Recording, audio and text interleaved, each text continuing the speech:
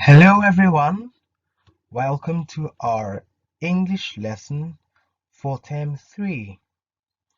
We are starting by stories by famous writers. Do you remember some of these stories that we read in the past term? I remember Yoshi the Stone Cutter. I also remember the Abominable Snowman. Even from the first term, I remember Eat Your Peas by Kes Gray. Our lesson 1 is becoming a reader. References below, so do check if you have your learner's book on page 130 and 131.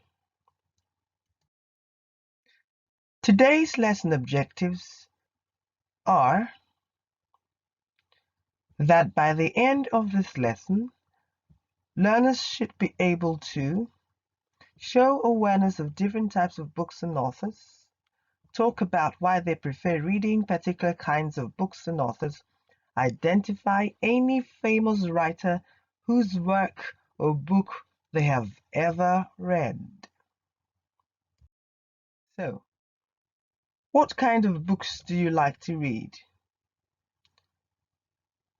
There are various types of books, and here are some popular types.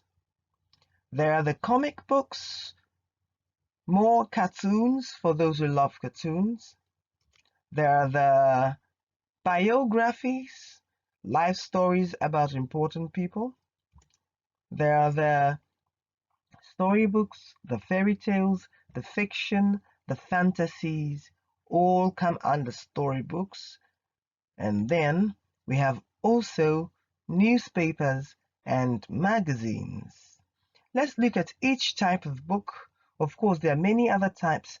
Let's concentrate on these 5 types of books or materials that we as children can read. So,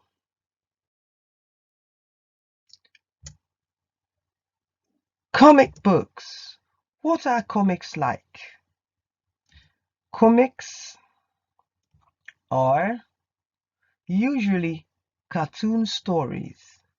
They're drawn and we can see the cartoon characters in every page. It also has a lot of speech bubbles, and these are the speech bubbles. It can tell us what the characters are saying, and so we understand the story and we can follow what is happening in the story by watching both pictures and what the characters are saying. It tells us the conversation that is going on between the characters. And also, they're easy to read, very fun, and very colorful. So lots of people like comics because they are fast to read and very colorful. Do you have any favorite comic? I used to have in my day Asterix and Obelix. I don't know whether they still do that, but it was a really nice comic. You could try that sometime. What exactly are biographies? Well, biographies are books about somebody's life. It's a life story that is usually about somebody very important or very great. We have the life stories of former presidents, super sports stars, very interesting people, and sometimes ordinary people have their stories written down as well. Biographies can be like some history book, especially when it's a story about somebody who lived in the very old times. They also tell us about some names of villages and cities that we might not have heard of, and they make us aware of some of the things that were happening in those places. So we both can travel in time and in space. Biographies are true life stories. Can you tell me the people whose biographies have been posted on this page? Of course you can.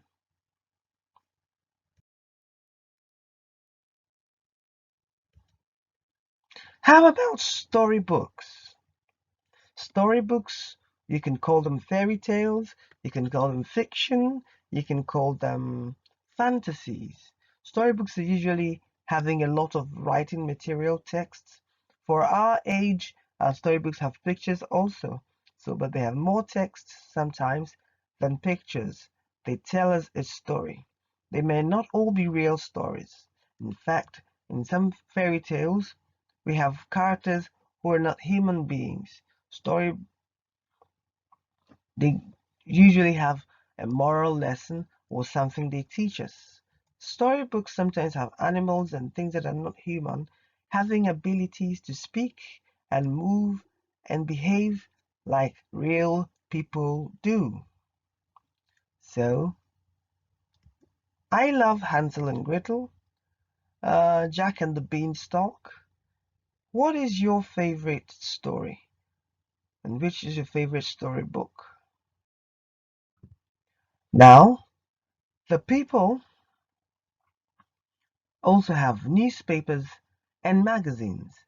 Newspapers and magazines are very important for us. Newspapers, for example, are written frequently to tell people what news is happening in the world. Newspapers that come every day are called dailies.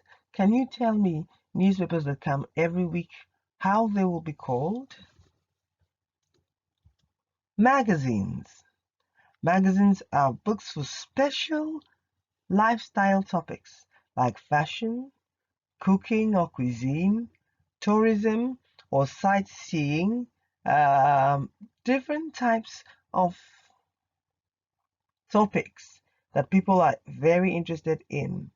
So we have all these magazines here. You can identify some of the magazines right down in the picture that you see. So people like magazines because, unlike newspapers, they are able to keep them for longer and learn a few things for from the magazines. All right then. Let's... Those who write books are called authors. Those who write books are called authors. Do you know any famous authors? Yes, Jeff Kinney. Jeff Kinney wrote The Diary of a Wimpy Kid. How about Enid Blyton? Enid Blyton wrote The Famous Five, The Secret Seven, and so many other books. She is she's a children's laureate. How about Chimamanda Adichie from Nigeria? She wrote The Other Side of the Rising Sun and so many other great books. And then we have Julia Donaldson. Julia Donaldson is also a UK's Writers Laureate. She wrote Gruffalo. Yes, Gruffalo or Gruffalo, whichever way you say it. She is the writer of that. So we have a few famous writers. Do you know any for yourselves? Any famous writers? This In this unit, we shall be discussing somebody very important. In fact, three great writers. Let's let's meet Dick King Smith. Do you remember Dick King Smith from our first story in the Learner's Book? What story was that? Hmm. Yes, you are right. Sophie! Fact file about Dick King Smith.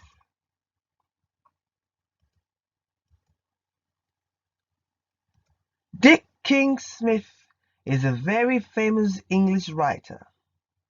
He was born on the 27th of March 1922 and died on the 4th of January 2011. Almost all his books were stories about animals because he was once a farmer. He had pet dogs called Susie and Dodo, pet rats and mice, as well as budgies and geese and rabbits. Hmm, interesting, isn't it? Sure. Dick King-Smith wrote over 100 books for children. That's a lot, of all ages. He published his first book in 1975 and the last one in 2007. That's over 30 years of writing. Dick King-Smith wrote all his books with pencil or pen because he never learned how to use the computer. Hmm. Interesting facts about Dick King-Smith.